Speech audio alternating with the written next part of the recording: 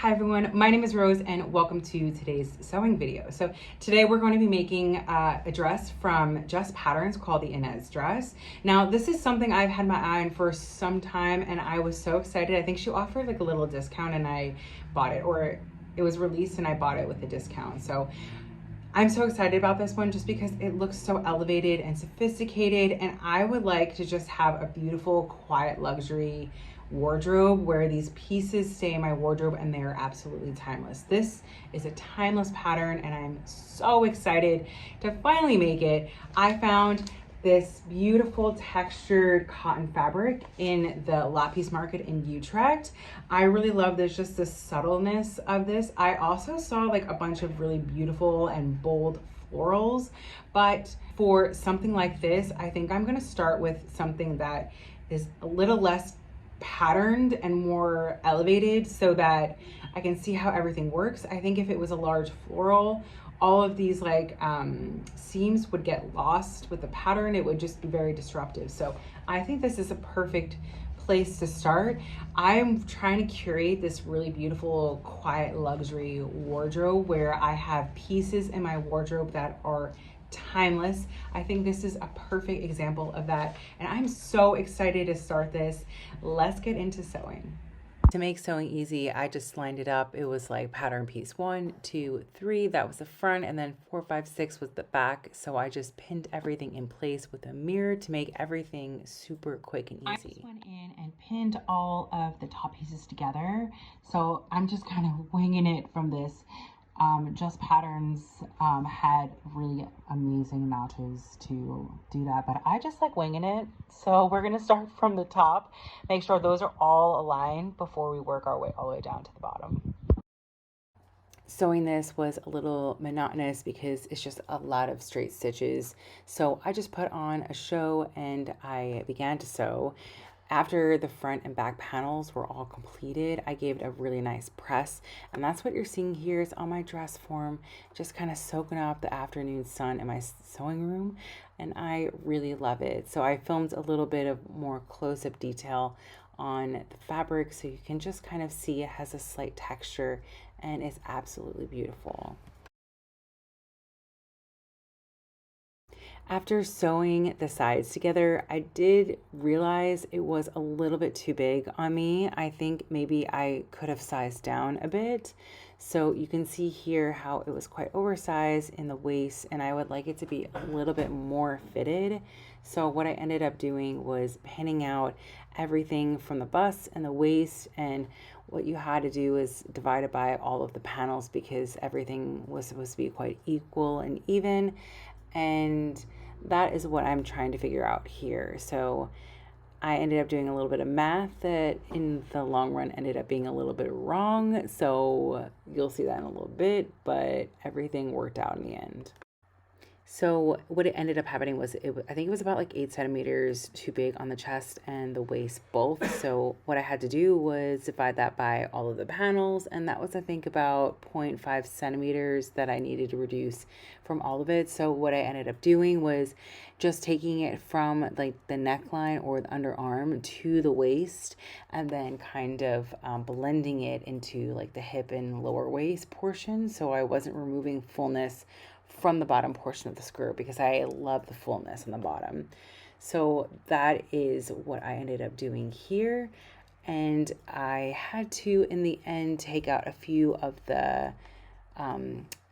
what I did of the alterations just so that it did fit a little bit better. My math didn't math, so I had to just make a couple of corrections and it fit a lot better. So this is coming out so cute. At first I was like a little unsure about the fabric. I thought it was like a really good like first run, but I'm actually really loving this. I'll give a little better of a view of this. I love the length. I took in almost all of the seams. I took in all of them initially, and then I realized it was far too tight, so I removed a few. I just have to repeat the same thing on my lining fabric. Then everything gets sewn together at the neckline, and instead of doing a back zipper, because I don't have anything invisible at the moment or anything matching, I found one that was like a regular zipper that I will be putting on the side. So it's more hidden and it's going to be like a lapped zipper. So I can do like a little tutorial because I actually really love this and how it looks. It looks really professional in comparison to just having them like this. And then the zipper being like directly in the center and the seams are flush. Yeah, let's get to finishing this because it is so cute and polished. Very, very, very quiet look. So everything is refit. The dress is now, as you saw before, fitting me so much better. I have space for the zipper, which I didn't have before because I took too much out initially. I'm not the greatest at math and should have taken a little bit, slightly less. But now I have to apply all the same changes to the lining, and then those two pieces, this and the lining, will get sewn together. The zipper is already on it. You can see it's such a great match. That's gonna go in the side. I'm gonna teach you how to do a lap zipper, and let's continue sewing. So I just finished serging everything. I had a little problem with my serger, and I wonder if you guys can also help me with this because there's some part on here where I actually have no idea, and it doesn't say it in the manual either. I've used sergers plenty of times, but this is the first time that I've had one, so I'm trying to figure out all of the random bits and bobs, and it's obviously a little bit more complicated than a normal sewing machine. And I'm not really a technology person, so there's that. But all of the seams are done. It was a little repetitive and monotonous, obviously, because it's just straight stitching, and I had to redo all of my straight stitching 2 times, one on the sample and one on the lining. So it was a lot of straight stitching, but we have that done now, and I'm going to start attaching the necklines together. So let's go do that. And so this is the part where I'm like not really sure what that is. I had asked one of my other friends and she thought it was like to thread in and then down, which I had already tried to do, and it did not work because it just made the tension so tight on my garment, so everything had to get taken out. And it's not a thread cutter because my thread cutter is like over on this side. So if you guys have any idea what that is, that would be so helpful because the manual that I have for this machine does not actually call this out. Okay, so I went through and voila, it's sewn together. I had a couple little hiccups, and I'm having a hard time adding the original, well, the rest of the understitching. So I just did it like here where it really matters. I couldn't really get up here in the arms portion, so I'm leaving off to the side and I'm moving on. So the next step is going to be sewing these together. So let's get to it. To make flipping the straps easier, what I'm doing is adding this little safety pin at the top and just using that to flip it inside out, which is going to make everything so much easier. And this is how it is after I attach the neckline. It's so cute. I'm so happy, as you can tell from my face. There is a little bit of a problem though. So I have a little bit of a problem. I love it so far. I love it. However, I'm not sure if the skirt is a little too full.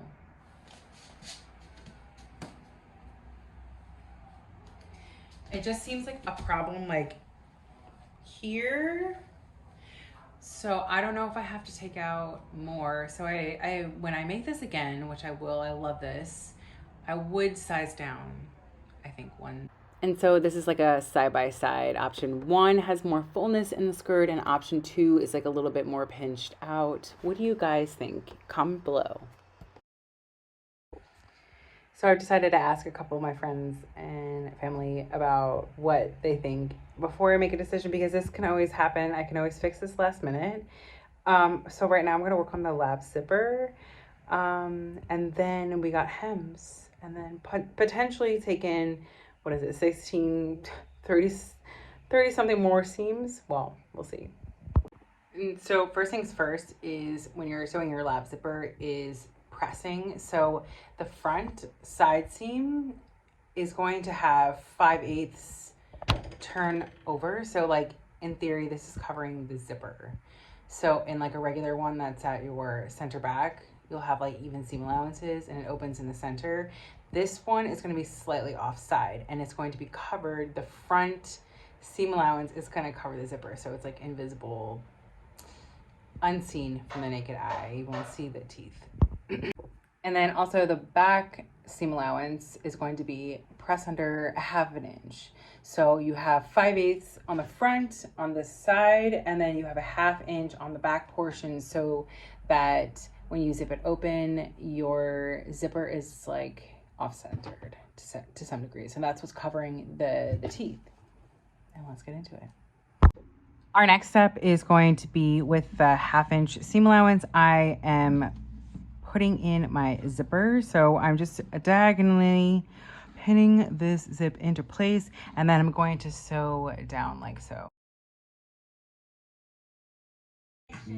All right, so the next step is going to be, we are meeting underneath the armhole, and I am just going to pin this so that you don't see the zipper and you do not see the thread, like the top stitching I did here.